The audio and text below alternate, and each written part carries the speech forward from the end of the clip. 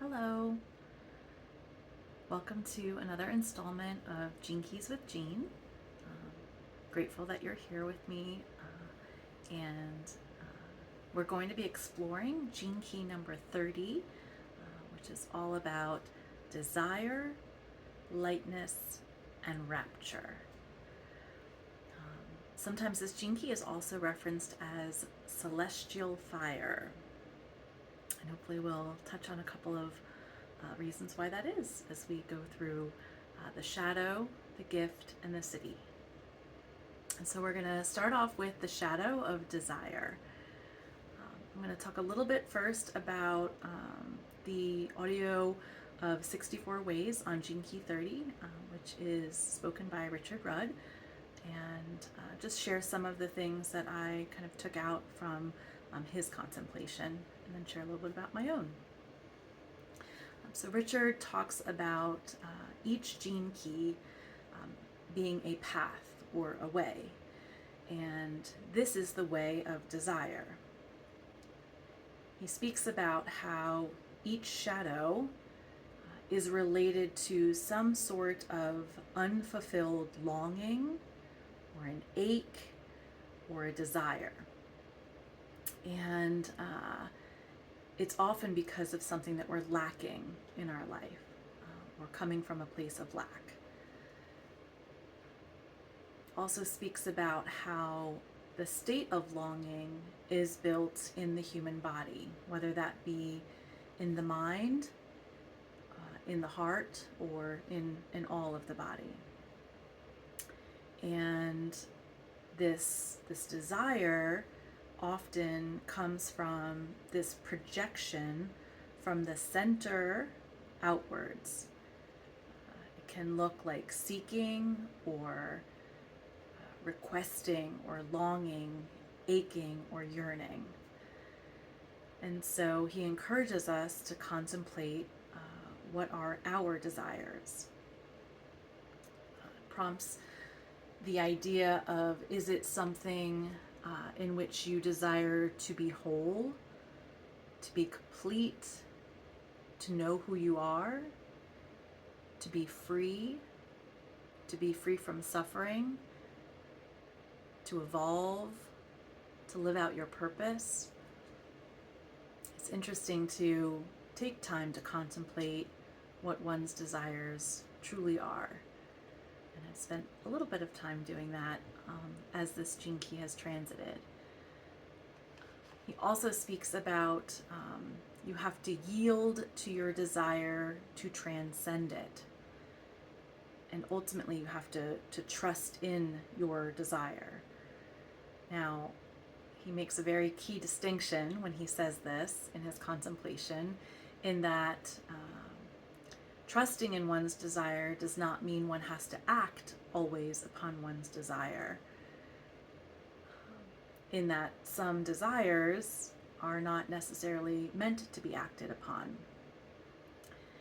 He speaks about how desires are guests. And that had me then contemplating one of my favorite poems, The Guest House by Rumi, which I'm going to share here.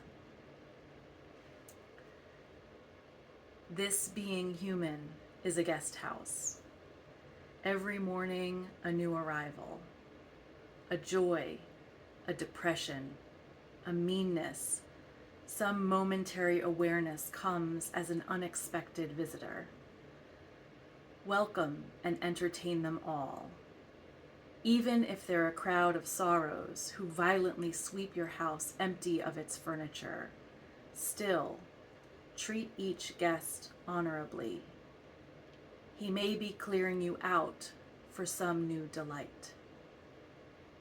The dark thought, the shame, the malice, meet them at the door laughing and invite them in. Be grateful for whoever comes, because each has been sent as a guide from beyond. And so, as I contemplate this poem, I often think about the reference to different feelings that might come in, or feelings that kind of come and go. But I found it interesting to not just think about this poem from a place of one's feelings, but also one's desires, those aches, those longings that we might have. And imagining when a desire knocks on your door, right? When that kind of feeling or desire really truly takes over, and thinking through or contemplating, is it coming, knocking on the door of my heart, the door of my mind, the door of my body? What do you do? How do you react when that desire comes up? He talks about how there are times when a desire comes up, it may just fall away. Again, it might not be something that's a true longing or desire, it just might kind of come in. And it's interesting when you think also about the desires that you might have and where they're coming from. Is it a thought that you desire something? Is it coming from your heart and a longing in that regard? Is it a desire within your body? And he speaks in particular about the need to be vigilant for those desires that come in the mind, because without the mind there would be no desire that lasts. In other words, if your mind kind of keeps replaying a desire, it may just stay there. They can last forever if you get locked into your mind on something.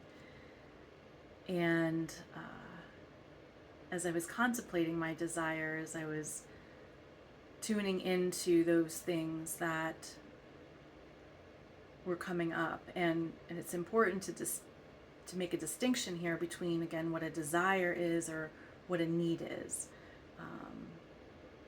Again, kind of coming back to that desire being like that longing or that ache. And the one that during my contemplation came up was a longing, probably more so from the heart, and that desire to hear my mother speak the words "I love you" again, due to a journey that she's on. Those are not words that she can say at this time due to navigating dementia.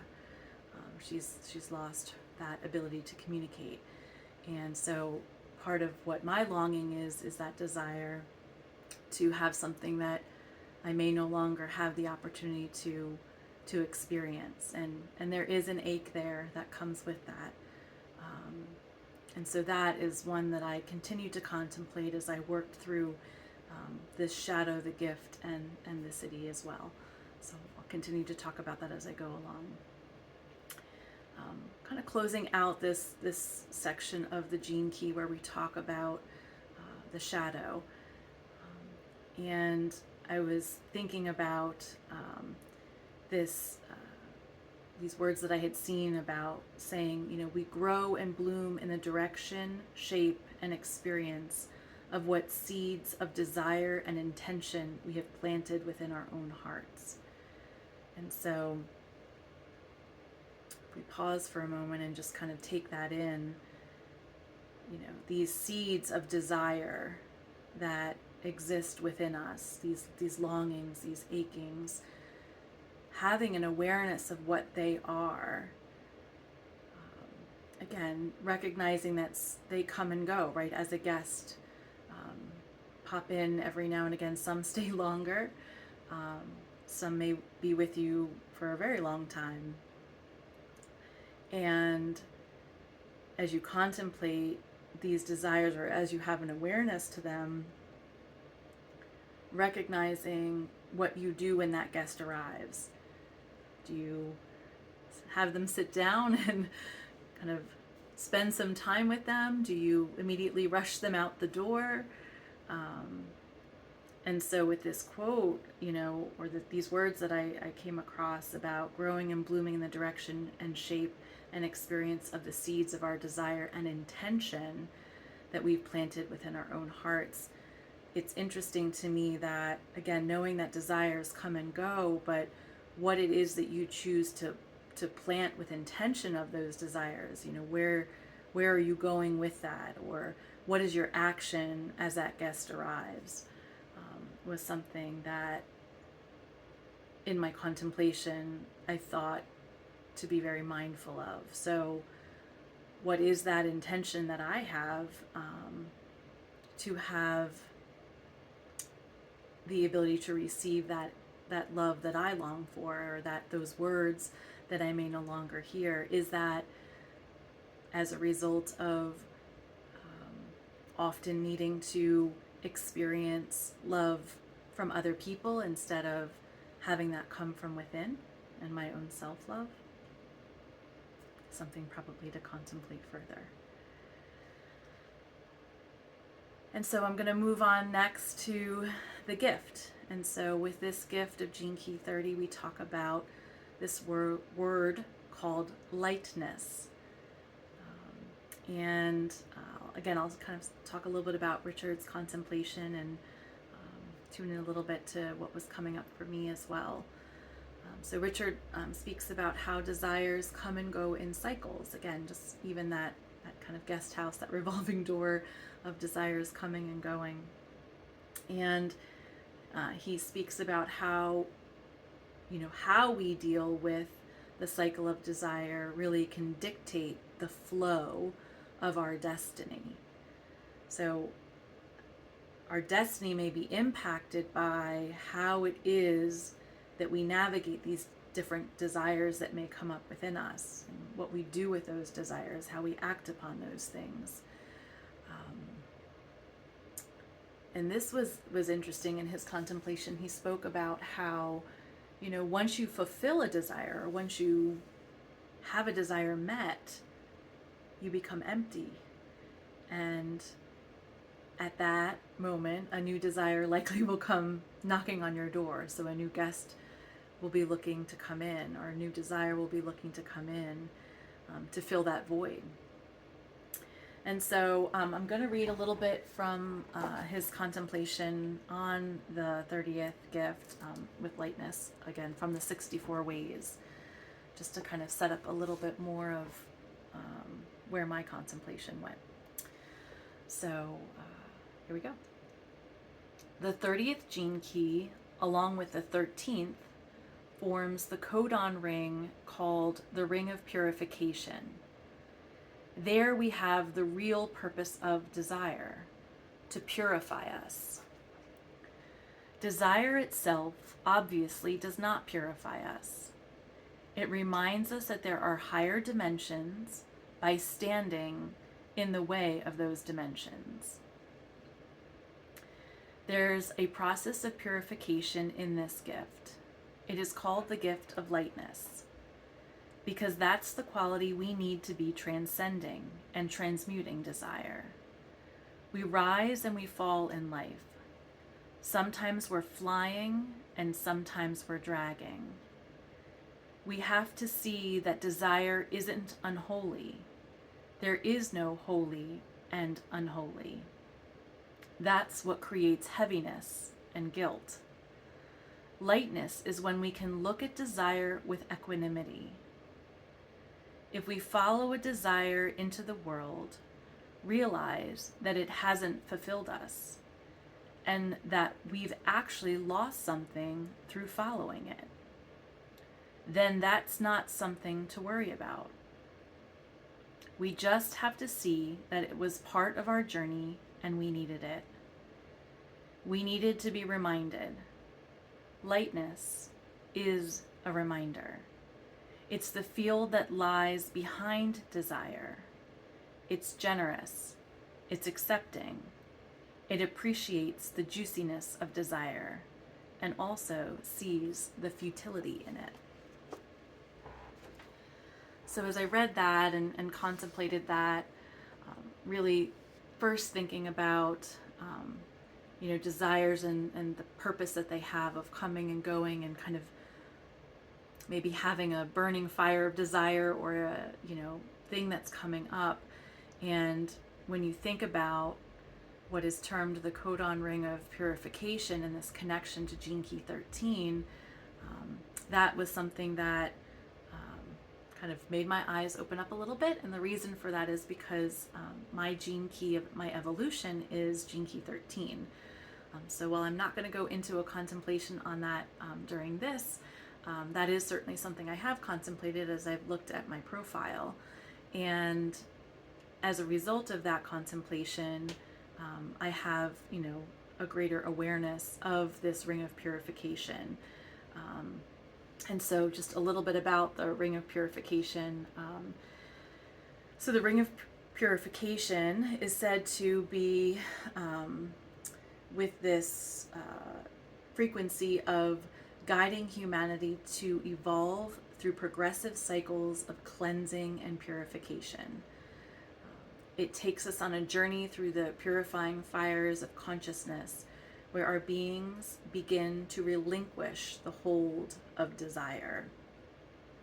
And then continues to kind of talk about that, there's a large body of scientific evidence about this amino acid that's connected to this gene key called glutamine, and the various functions and malfunctions that can have in our gut. And we talked before about how desire kind of comes from the center, or one might say the belly, or the gut.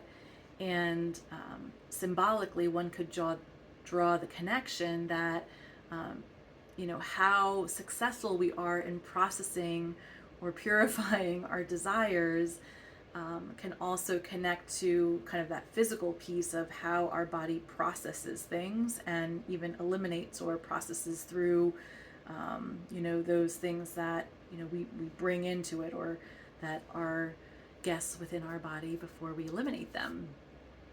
And so it's definitely something to contemplate as far as the connection that one's desire may have in the impacts of what they can do to one's body. So if you think about a desire that you have, that you hang on to, that may not be a healthy desire, think about how that inability to let go or to hold on and constrict to that may,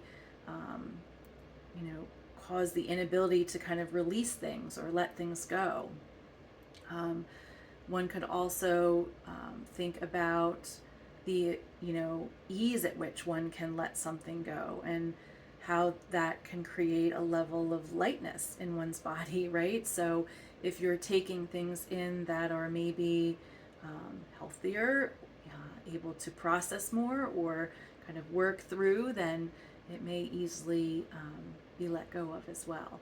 And so I like the opportunity to kind of look at the spiritual and theoretical and kind of mystical part of gene keys, but I also enjoy contemplating about how that really does connect them back to our genetics and our body, and what even contemplating these things can do to our overall well-being, and whether these contemplations do have an impact on different genetic mutations and how we evolve in our consciousness and our understanding. And it's been helpful to me to look at these together. And so I'll close out the lightness gift with a quote also from Richard Rudd. The gift of lightness does not make your immune. Let me try that again. The gift of lightness does not make you immune to desire, but neither does it cause you to react to desire. It allows you to become your desires in all their mystery. This is the gift that knows desires do not necessarily have to be followed, but they do have to be felt. There's a lot that one can glean from that. And for me, there is that awareness I had as I was contemplating that, while that desire I might have, that personal desire that I spoke about of hearing my mom say I love you again, may not be a desire that will be fulfilled. It is a desire I need to feel and have an awareness of. And when I'm ready, let it go and allow for then that lightness of love to be received by myself, because it's not even always necessary to hear those words. As much as it's lovely to hear from other people, um, it's important to know that that also is something that you have within yourself. You don't always have to receive it from others. And that allows me a lighter attitude and a lighter belief of not relying on something that may never come. And we breathe with that one. And so let's move on to the city of Rapture. And so just as a reminder, the city is a term from Sanskrit meaning divine gift. And we'll talk a little bit again about some of the things that Richard speaks about. And so he talks about rapture comes when all of your desires have been purified into a single overarching desire. So that purification that we talked about, that burning, that celestial fire, burns it all up into one very clear thing. And likely that is different for everyone. But there is something that he asserts in his contemplation, that the potential could be that this is the desire to return to the source or to have freedom from suffering. That can be pretty rapturous, right? To not have to suffer, to return to source or God or whatever it is that resonates with you. And so I was looking up quotes as part of my contemplation, and which is something I do, just to kind of get a greater understanding of what is in the field in relation to these words, this word of rapture. And I'm sure if you Google search rapture, many a thing will come up. And I was particularly drawn to a quote. And before I say what the quote is, I'm going to talk just a little bit about the person that said it. So it's a quote from Helen Keller. Thinking many people do know who that is. For those that don't, at the age of about 19 months, Helen Keller experienced some health issues that made her experience deafness and blindness. And one might wonder at the age of 19 months, having that experience, what that might feel like. And fortunately, Helen was able to speak these words, and so I'll share them now. She didn't say them at 9 months, but later in life. And so the quote is, "Once I knew only darkness and stillness. My life was without past or future. But a little word from the fingers of another fell into my hand that clutched at emptiness, and my heart leaped to the rapture of living."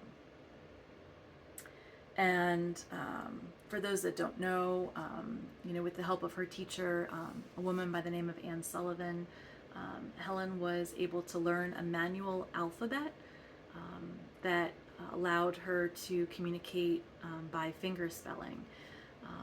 And within a few months of that interaction with Anne Sullivan, Helen Keller's vocabulary grew immensely.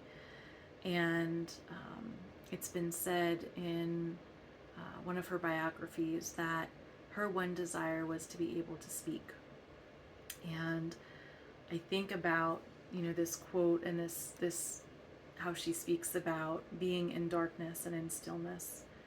And then in that just one moment of having that touch in one's hand and a whole new world open, this whole new rapture of living, had then just kind of culminated in this one overarching desire, the desire to speak and to be able to share and communicate and interact. Imagine the darkness, the stillness, the loneliness at that young age, and then have a whole new world open up. And, it had me pause during my own contemplation as I, contemplated this concept of the rapture of living. the rapture of living, this one overarching reason, this one overarching, desire, instead of all these little things kind of moving around of, I want to experience this, I want to travel, I want to, you know, lose 10 pounds, I want to, all the different desires that one might have, or these, these different experiences. Imagine that getting all burned up, to having one celestial fire coming within, that you then exude out from your belly, that this kind of powerful way of wanting to be. And I don't know that I fully know what that one thing is, and something that I, through this contemplation, have not maybe landed on fully, and that's okay. That's not something that has to always happen as you contemplate these things. Maybe it will come at a different time. But I do believe that contemplating this gene key has certainly opened up different ideas and desires and experiences that really have helped me, I think, feel lighter, very honestly, about those things that have come into my guest house or have been coming through me. And so I think I'll continue to move inward into this, and to really kind of take the time to become more attuned to what really is that one overarching longing desire that I have. I will say what tends to come up for me is not even necessarily one thing for me per se, but really more for humanity. And so I think that I'll continue to contemplate that, but leave you with this.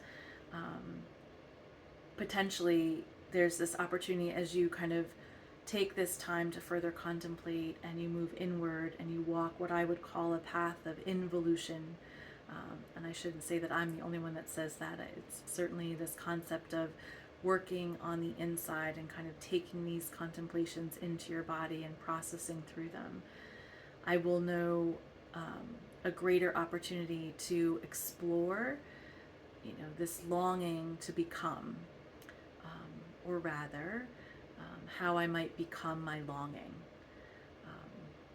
And so, leave you with that. Wishing you well on this contemplation and any future contemplations you have. If you have any questions regarding what I've spoken about here today, or about the gene keys, I'm happy to connect with folks. And I'll be looking forward to my next contemplation. We are currently transiting now Gene Key 55, which looks at the shadow of victimization, the gift of freedom, and the city of freedom. It's one of the only gene keys that actually has 2 words. It's a pretty powerful gene key to look at. I'll probably even share a little bit of the audios from the Blue Book, which goes into a lot of detail about what this gene key is all about. So until next time, be well, take care, and enjoy your contemplations.